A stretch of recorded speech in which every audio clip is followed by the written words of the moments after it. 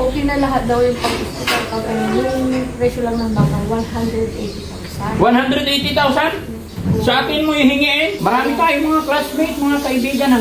Bigla siyang sinunto nang may nakakita sa kanya nung may inano siya.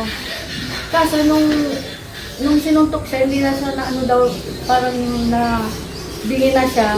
Ang akala namin, ano lang yung suntok niya. Pero ang lumabas, durog yung dito niya. Morning, classmate. Ano nangyari? Ha?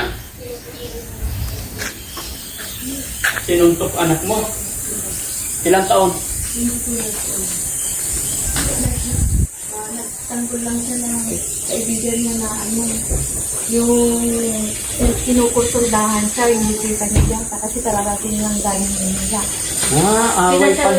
Pinasalan niya yung asawa niya na buntis. Anak mo may asawa? Yung sinuntok? Yung sinuntok. Kaso, kasalanan din niya. Kasalanan ng anak mo? Oo, kasi ganito yun. Tulog na siya. May bisita siya na ano, kasama niya. Yung bisita niya, kinukursa na dangan ng bayo niya. Ngayon, yung bisita niya, ginising niya yung anak ko. Sabi niya, pare-pare, yung bayo mo, kinukursa na dangan ako, sabi niya.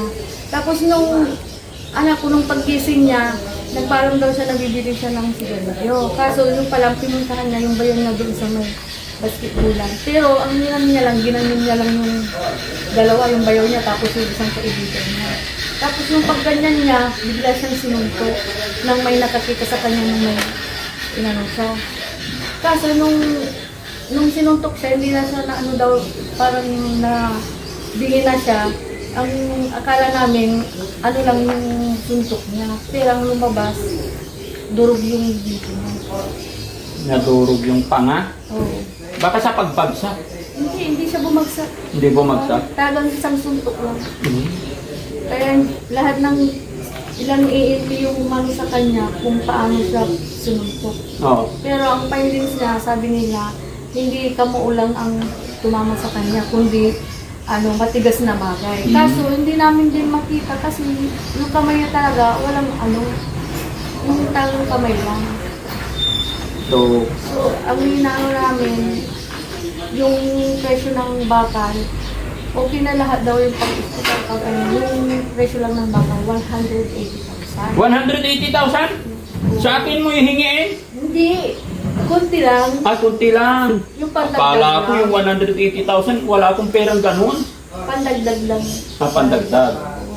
Kasi hindi na kami makakahingi sa DSWD. Kasi yung 100,000 na Daddy Frankie, yung 100,000 papakover sa DSWD. Oo, very good. Salamat. Yung 80, kailangan namin i-provide. So 80 ang inahanap mo. Okay. Marami tayong mga classmates, mga kaibigan. Pero ang nakaano lang sa akin, nakaklase natin sa Elvera, nag-ano siya ng 2,000. Si Arlene, 2,000 din. Tapos, si Paridudo na paano yung 500, kahit may daw din siya. Tapos, yun lang pa ang Saan nangyari yun dito sa barangay hall? sa may barangay hall ng Nansiansur, kasi doon sa... Tiga doon kayo? Hindi, doon siya yung asawa niya. Nansiansur, Bayambang. Yung niya. Kala ko na nangyayari sa'yo. Siyempre, anak ko yung Daddy Frankie. Kung hindi yun maoperahan sa ngayon na 2 linggo lang kaming inanuhan, pero kailangan namin makapag-deposit, makapag-down bukas ng 80 sa para maoperahan na. Kasi pag hindi yun maoperahan, titigas na yung dito niya, hindi na siya yung makakakain, kakamatay daw ng anak ko. Ay, wow. Sabi ng doktor. Marami tayong mahihingian mga dyan, sa gobyerno, mga kaibigan. Kaso yung sa gobyerno nga, hindi na kami makakaano ng government assistance. Kasi yung 100,000 talagang ipapapod daw nila. Yun ang tulong nung ng bakal dito sa sa malasakit na daw nila. Ay, bye. Kaya niyo yung pumunta na rin ako. Nagbigay na rin sa akin. Yun lang. Kaya sila kahit wala naman. Wala pa. Okay, ito na yun. Sabihin mo lang yung totoong nararamdaman. Explain na. Nung nung sinabi sa akin nung ano, talagang wala pa akong ano sa kalalamin, ano lang, parang natanggal yung dito na. Kasi walang sugat yung dito eh. Buyan eh. Kaya, inanaawa na ako kung nandun sa bahay namin, ano naman kinain dito. Kasi i-admit lang siya. Pag nakaano na kami ng 80,000, bukas na gumamit. Kaya, kulang pa yung ano ko. Ba't ka umiiyak? Siyempre, masakit sa akin. Ha? Masakit sa akin yung nangyari sa anak. Ilan ba anak mo? 4. Kaya ano, tapos ganun sa dati Frankie, yung pangalawang anak, buntis yung asawa niya. Judith niya itong June 18 na naghihintay. Paano yung opera yung anak ko, tapos nanganak yung isa sa buligit siya manganganak, tapos yung anak ko operan siya ng bigay. Bakit hanggang ngayon responsibilidad mo pa yung mga anak mo? May mga pamilya na pala. Ganun ba talaga ang nanay? Yan talaga. Alam ko, bayaan ko sila. Daddy Frankie. Bagay. Huwag kang umiyak. Yan lang. Magdasal ka lang. Hindi ko alam kung saan pupunta yung katawan ko dito eh. Ha? Sunod sa ano. Ano? Hindi ko alam kung paano ko gagawin yung katawan pag nanganak na yung isa. Mm-mm. Eh, tapos yung sinuntok nila, buntis din ang asawa niya. Kaya, Ay, yung manugang mong babae. Asawa ng anak mo na nasuntok, buntis din asawa. Kailan din maangan? September naman yun. Mm.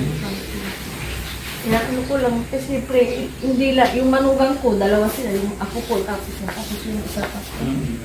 So magdasal lang. Wag kang titigil. Marami tayong mga classmate, mga kaibigan. Lahat, mga kababayan natin, mga kabarangay natin.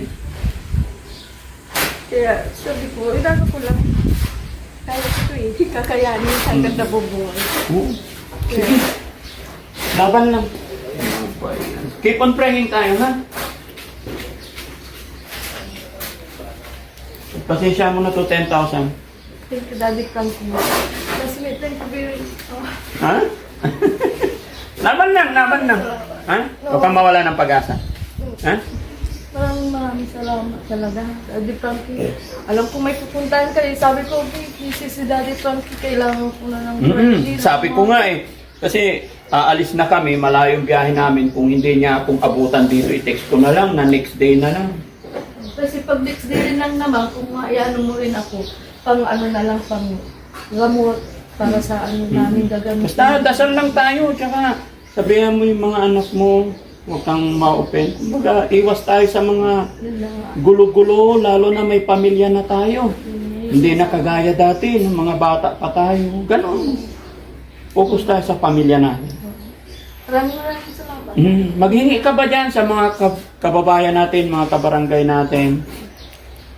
Walang ibang magtutulungan tayo, no? Okay. Lalo na't magkakabarangay tayo, magkaisa tayo, tulong-tulong tayo. Ano man ang mabigat na problema, matatapos yan basta magdasal lang. Ano man ang mga sigalot, mga maliliit na bagay, lahat yan na pag-uusapan. Ano naman ang sabi ng nakasuntok sa'yo, ay sa anak mo? Yun na daw, nung una, ayaw nilang magpagtulungan. Nung inakyat ko sa police station nila doon sa Bayandang, yung sa istimi ko, yung pala, nila kasi kuya niya kagawad. Kaya sabihan sila. Oo. Kaya Huwag mo na ikaso. Ngayon sabi nila, makikipagtulungan na Yes, huwag mo na ikaso. Kunin mo na lang sa magandang usapin kung ano yung kaya na lang itulong. Kasi pag magkaso-kaso, both sides may hirapan. Yun ay paliwanag.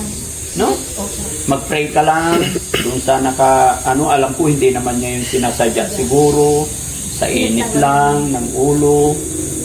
Kaya wala nang kaso-kaso, magkaibigan na lang kayo, magtulungan, humingi ka ng tulong, sabihin mo yung totoo mong nararamdaman, ginagawa mo ito para sa anak mo.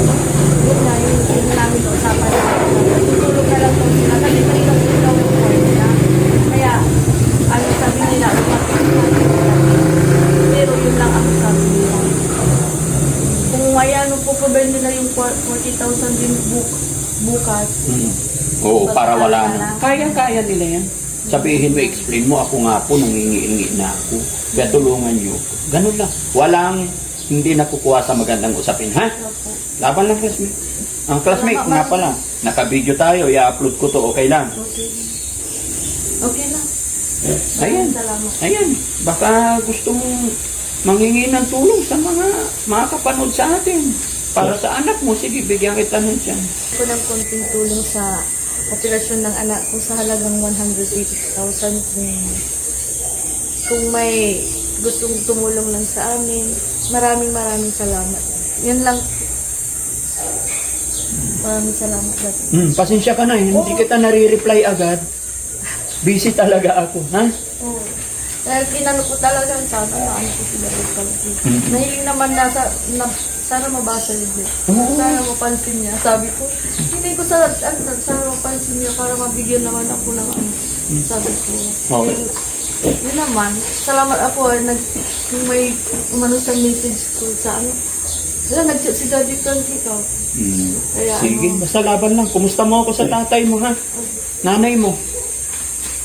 Mother ko yun. Ay, stepmother mo yun.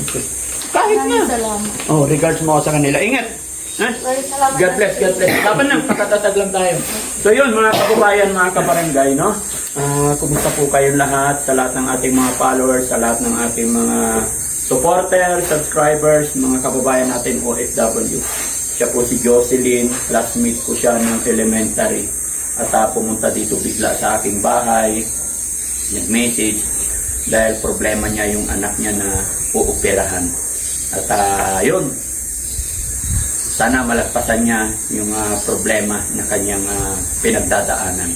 At shoutout ko yung mga classmate ko rin, sila Jojo Panuringan, na mga nagbigay ng tulong, napakalaking bagay. Classmate Elvira, simpa?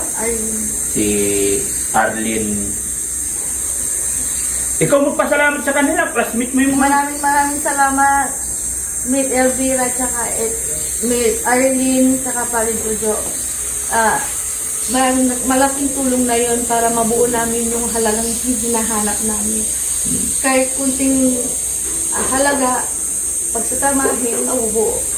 Maraming salamat. Masaya ako sa mga classmate namin, no? Hanggang ngayon, active pa rin sila, di ba?